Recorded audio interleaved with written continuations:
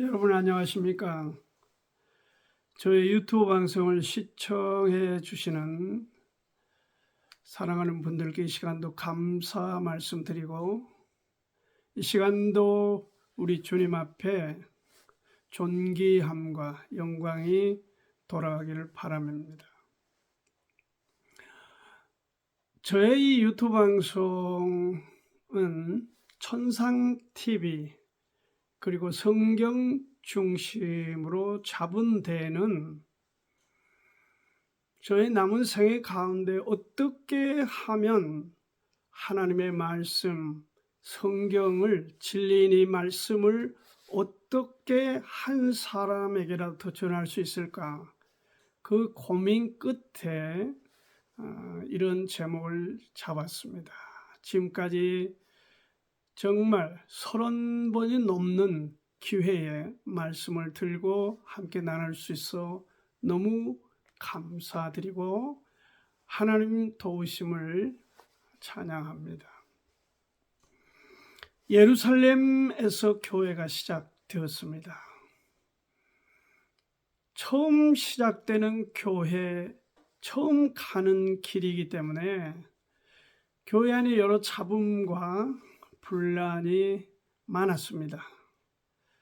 그래서 그러한 분란을 잠재우고 정돈하여 출발한 것이 사도행전 6장에 7 집사를 세워 사도들의 손이 미치지 못하는 그 일에 집사들이 나서서 일을 처리해 주는 그런 안정된 가운데서 교회는 계속 성장하였습니다.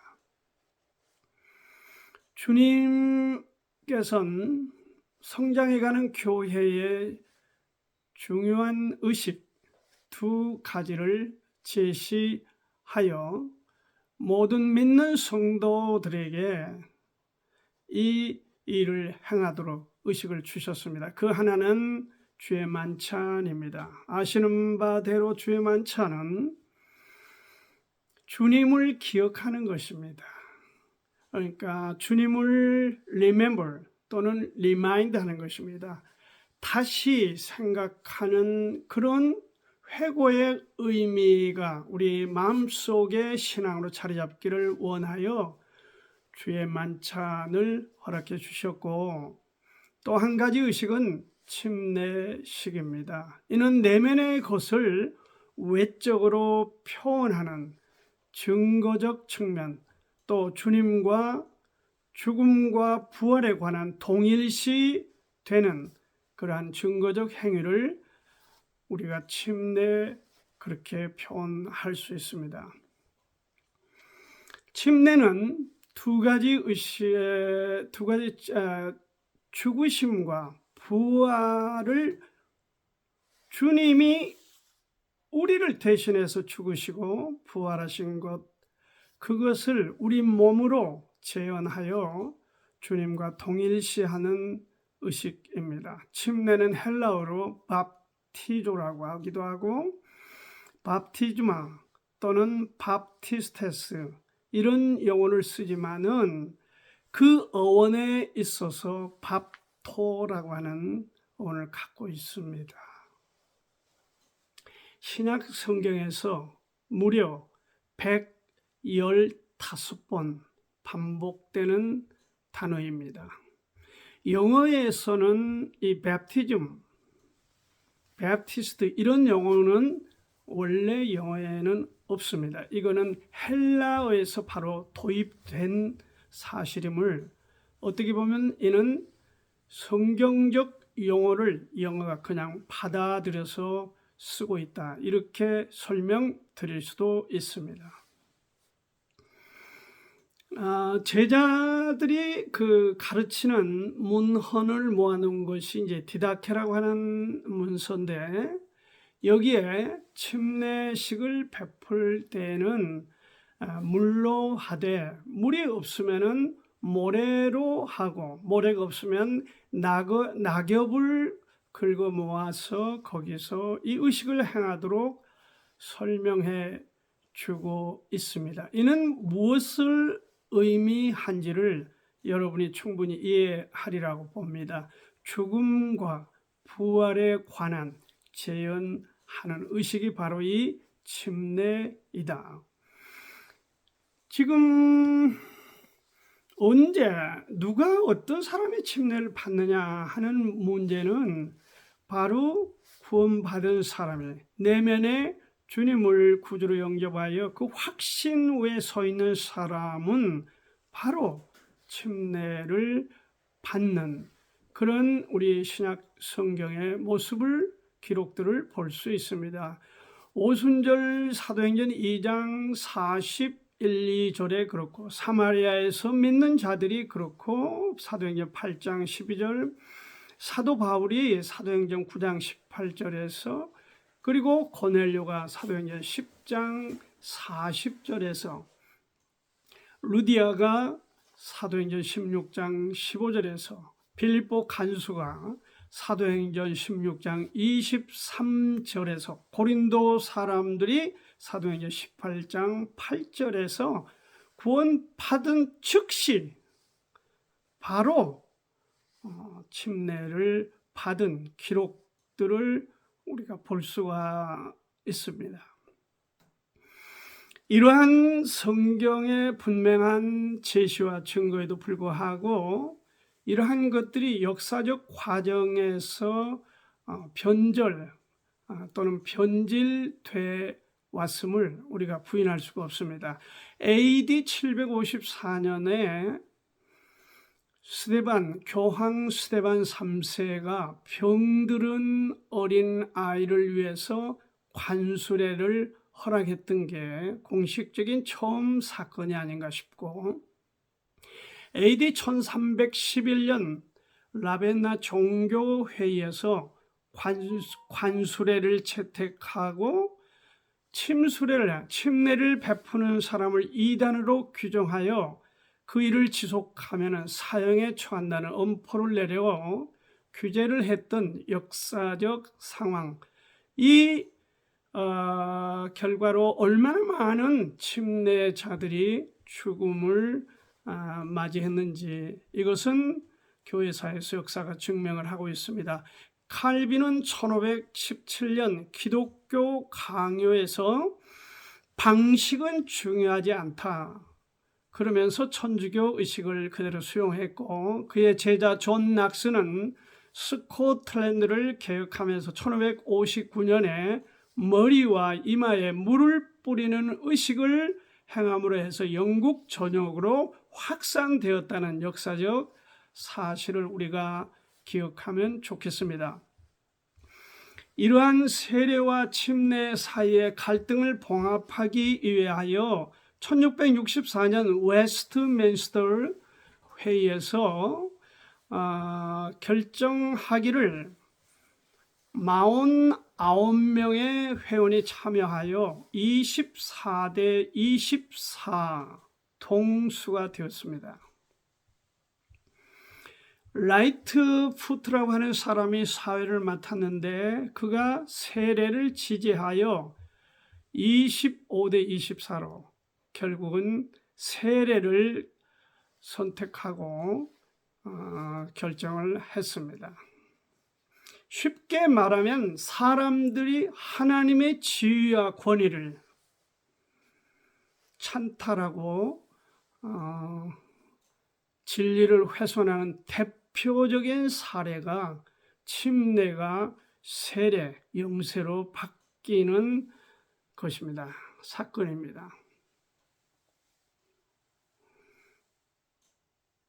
종교 계획을 이루었던 분들의 수고는 우리가 역사적으로 인정하고, 특히 루터, 칼빈, 쭌글레 이런 인물들의 행적을 우리가 잘 알지만은 사실은 이게 성경으로 종교 계획이란 성경을 떠난 무리, 성경을 떠난 가르침을 성경 안으로 성경 가르침으로 되돌리는 행위를 우리가 종교 계획이라 말할 수 있습니다. 사실은. 그러나 이러한 어떤 사람들의 모임에 의해서 다수결 또는 어떤 절대자의 오다에 따라서 좌지우지되는, 이것은 진리를, 하나님을 정말 경히 여기는 그런 일이라고 말할 수 있습니다. 오늘 여러분과 같이 나누고 싶은 것은 왜 꼭 침례인가 하는 주제로 주어진 시간 함께 말씀을 나누고 싶습니다.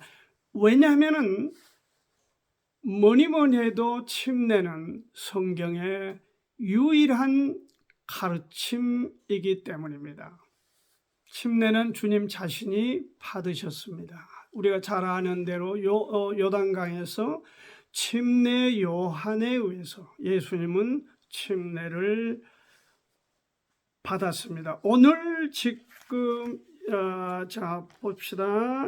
고린도전서 10장 제가 1절 2절을 읽겠습니다. 형제들아 너희가 알지 못하기를 내가 원치 아니하노니 우리 조상들이 다 구름 아래 있고 바다 가운데로 지나며 모세에게 속하여 다 구름과 바다에서 침례를 받고, 이스라엘 백성이 홍해를 건너는 데 있어서 위에는 구름이 덮고 있고 양쪽에는 물벽이 세워졌는데 그 사이를 통과하면서 60만이 넘는 이스라엘 백성이 거의 동시적으로 침례를 받았다 하는 것을 사도 바울은 고린도전서 10장 1, 2절에서 분명하게 우리에게 제시하면서 구약에 있어서, 그림자인 구약에 있어서도 그들은 분명히 침례를 받았다는 것을 우리에게 제시하고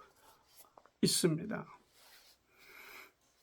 예수님 자신이 침례를 받으신 것은 마태복음 3장, 마가복음 1장, 누가복음 3장 21절에서 23절까지 해서 소상하게 계속 반복하고 있습니다. 그리고 마태복음 28장 19절에서는 그러므로 너희는 가서 모든 족속으로 제자를 삼아 아버지와 아들과 성령의 이름으로 뭐라고 했습니까?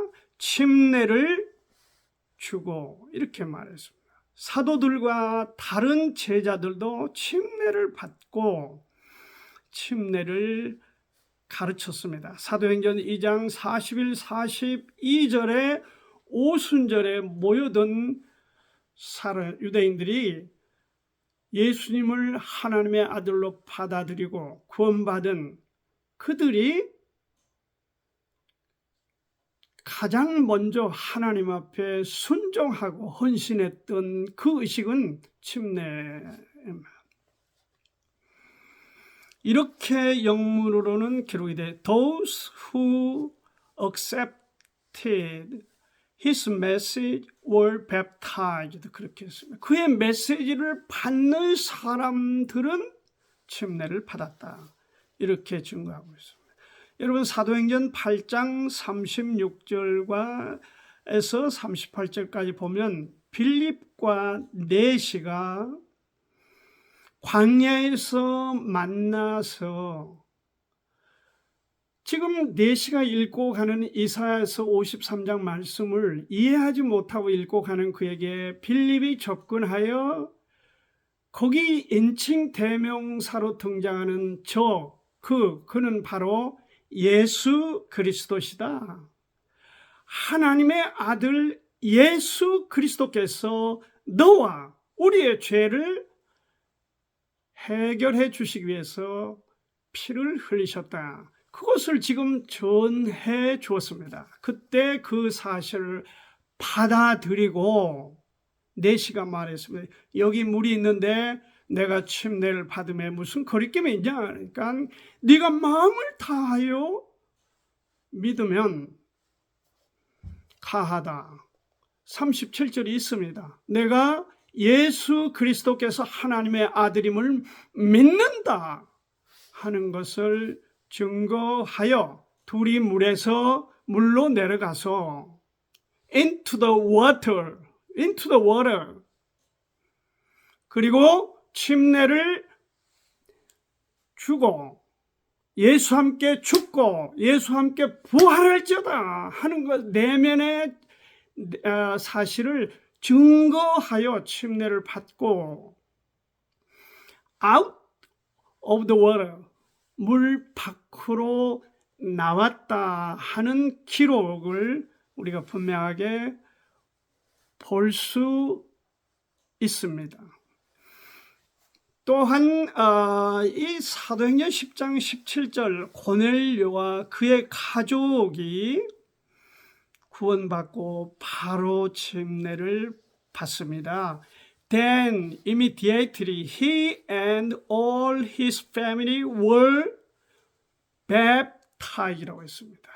그와 그의 가족 모두가 주님을 영접한 바로 즉시 were baptized, 침례를 받았다. 이렇게 기록을 하였습니다. 그러므로 성경이 기록하여 가르치는 유일한 의식은 침례다 하는 것을 제가 분명하게 말씀을 드립니다. 어떤 분은 이거를 약식으로 할 수 있다. 그렇게 성경이 그런 엉터리를 지지하는 성경의 기록은 없습니다. 너희들이 편리할 대로 약식으로 하고 또 가감을 해라. 성경이 우리에게 그렇게 말했습니까? 성경은 1.1핵이라도 변개해서는 안 된 것입니다. 성경은 어떤 대단한 권력자나 어떤 교회에 성경을 고쳐서 마음대로 입법을 하도록 허락한 곳이 없습니다. 성경은 기록된 그것으로 완성판입니다. 사람들이 편리하기 위해서 편의주의. 여러분, 우리 주위에 이 편의점이 많죠. 편의점이 뭐 하는 곳입니까? 우리가 쉽게 드나들어서 가까운 곳에서 필요한 것들을 구입하도록 되어 있는 게 편의점인데 같은 이치입니다. 우리 멋대로 성경을 마음대로 그렇게 만약에 편리할 대로 편의주의에 입각해서 받아들인다면 무엇 때문에 우리가 신앙생활을 합니까? 무엇 때문에 우리가 예배에 참석하고 무엇 때문에 구원받는 겁니까? 구원도 약식으로 받을 수 있습니까? 헌신도 약식으로 하고 헌금도 약식으로 하고 그렇게 하면은 되겠습니까? 여러분, 그것을 지금 제시하여 버젓이하고 있으면서 오히려 침례를 말하면 이단시하고 오히려 비성경적인 것처럼 하는 그런 넌센스가 지금도 대한민국 교회도 있습니다. 약식은 안 됩니다. 네가 그 길을 선택할 거냐 아니면 불순종할 거냐를 선택하는 것이지 내 편에 적당히 짜맞추어서 그것을 변개시키는 행위는 하나님 편에서는 선한 일이 아닙니다. 악한 일입니다. 그러므로 성경의 유일한 가르침은 침례이기 때문에 물속에 잠겨 물 밖으로 나오는 바로 이 내시가 받은 것처럼 고넬료가 받은 것처럼 오순절에 그 수많은 3,000명이 일시에 침례를 받은 것처럼 그러기 때문에 우리는 침례를 성경의 유일한 가르침이다. 그렇게 제시하는 것입니다. 두 번째는 이 침례는 주님의 죽으심과 관계가 있습니다. 로마서 6장에 보면은 그런즉 우리가 무슨 말 하려 은혜를 더하게 하려고 죄에 거하겠느냐 그럴 수 없느니라. 죄에 대하여 죽은 우리가 어찌 그 가운데서 살려.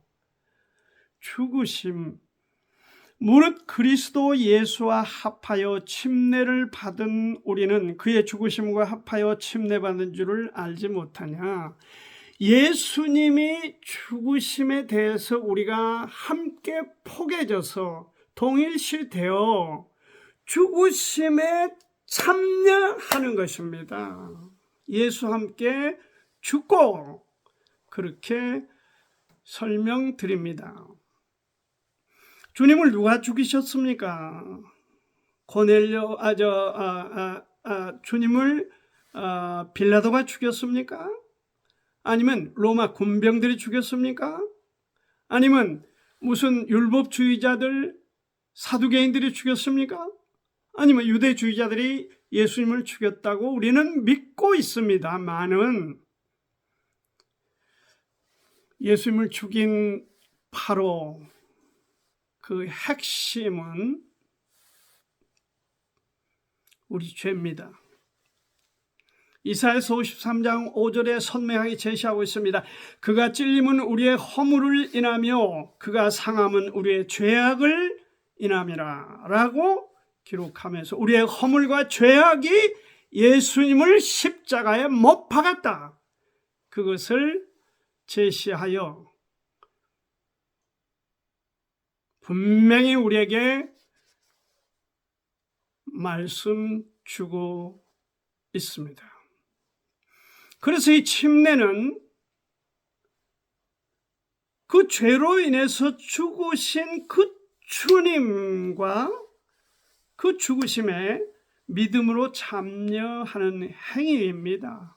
주님과 동일시할 뿐만 아니라 몸으로 죽으심을 재현하는 것입니다. 죄의 몸이 죽었으니, 이 말은 우리가 죄에 관해서는 송장이 되었으니, 시체가 되었으니 장사됨이 마땅하다. 로마서 6장 6절에 그렇게 말하고 있습니다. 우리가 알거니와 우리 옛사람이 예수와 함께 십자가에 못 박힌 것은 죄의 몸이 멸하여 다시는 우리가 죄에게 종노릇하지 아니하려 함이라, 이렇게 우리에게 말씀 주고 있습니다. 주님과 동일시하여 죽음에 참여하는 것입니다. 갈라디아서 2장 20절에서도 내가 그리스도와 함께 십자가에 못 박혔나니 그렇게 기록을 하였고, 골로새서 3장 5절에서도 땅의 지체를 죽이라. 사도 바울은 그 수많은 핍박과 유혹과 힘든 인생 여정을 가면서 고백하기를, 고린도전서 15장 31절에 나는 날마다 죽노라, 그렇게 고백을 했습니다. 주님의 죽으심에 참여하는 것입니다. 그래서 물 안으로 잠긴 것입니다. 이게 플런지라고 표현도 하고 임머션이라고도 표현을 합니다. 그리고 영어로는 baptize라고 설명을 합니다. 커버업이라고도 합니다. 덮어줬다는 거예요. 물속에 잠겼다는 것입니다. 이게 뭡니까? 죽은 시체, 죄에 대해서 죽은 시체, 그것을 물속에 지금 매장하는 것입니다. 장례 치른 것입니다. 이것이 침례의 두 번째 우리가 알아야 될 중요한 본질 문제입니다. 한 가지 더 말씀을 드리겠습니다. 첫째는 성경의 유일한 가르침이다 하는 것이고, 또 하나는 예수님의 죽으심에 참여하는, 그것을 우리가 이 시대에 우리 몸으로 재현하는 것이다. 그리고 한 가지 더, 침례는 부활에 참여하는 행위입니다. 7절부터 11절의 말씀이 그렇게, 이는 죽은 자가 죄에서 벗어나 의롭다 하심을 얻었다 말씀하였고, 만일 우리가 그리스도와 함께 죽었으면 또한 그와 함께 살 줄을 믿는다. 11절에 이와 같이 너희도 너희 자신을 죄에 대하여는 죽은 자요 그리스도 예수 안에서 하나님을 대하여는 산 자로 여길지어다. 여기서 여긴다, 개념이 잘 안 이해가 안 될 수도 있습니다. 여기서 말하는 여긴다 하는 말의 뜻은 영어로는 count입니다. count, 헤아린다. 그렇게 헤아린다.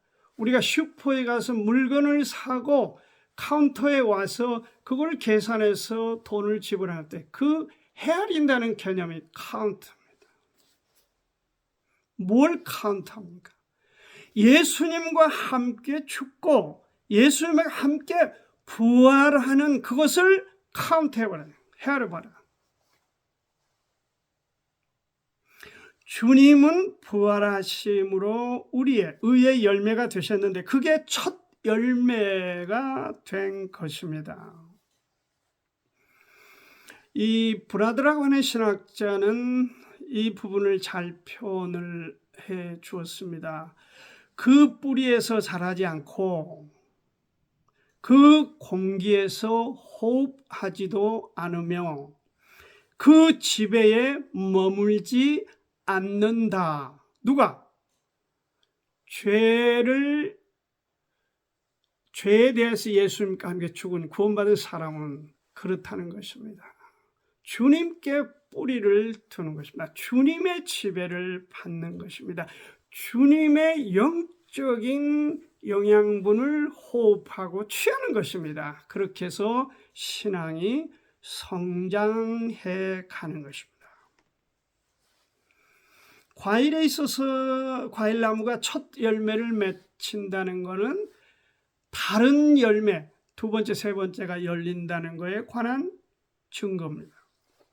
그래서 침례는 부활에 관한 믿음에 참여하는 행위입니다.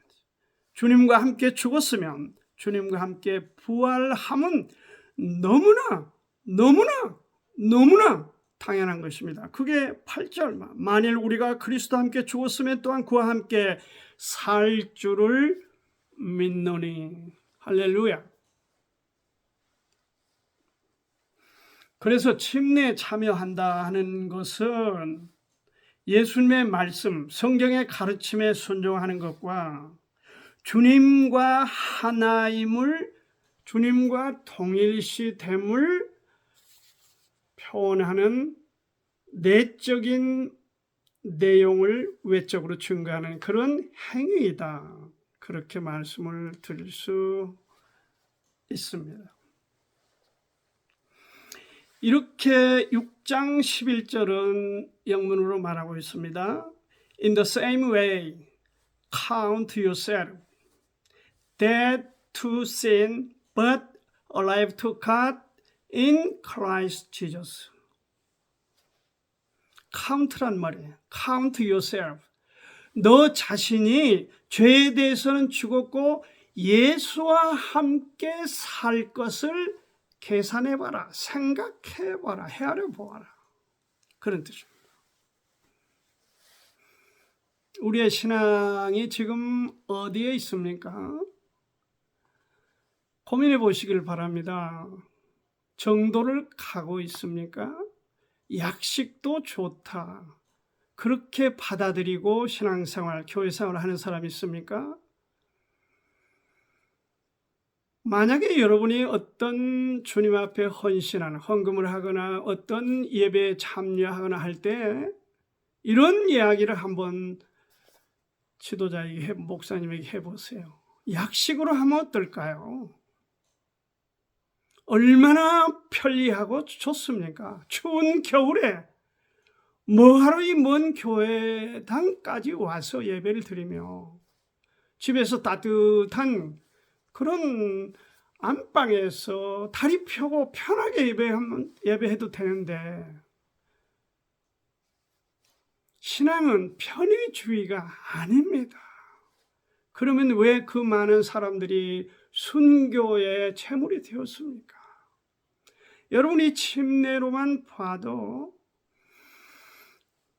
침례가 아닌 다른 주장, 이론을 갖고 있는 사람들에게 피해를 입은 죽은 사람이 어떤 문건에는 5천만 명이 넘는다는 기록도 있습니다. 가짜가 진짜를 뭉개고 죽인 겁니다. 가짜들이 헛것을 믿는 사람들이 진짜를 믿는 사람들을 경멸한 겁니다. 그러나 숫자가 많으면 그런 현상이 충분히 일어날 수 있다. 이렇게 저는 봅니다. 잘 죽어야 잘 사는 법입니다. 자주 죽으면 자주 사는 것입니다.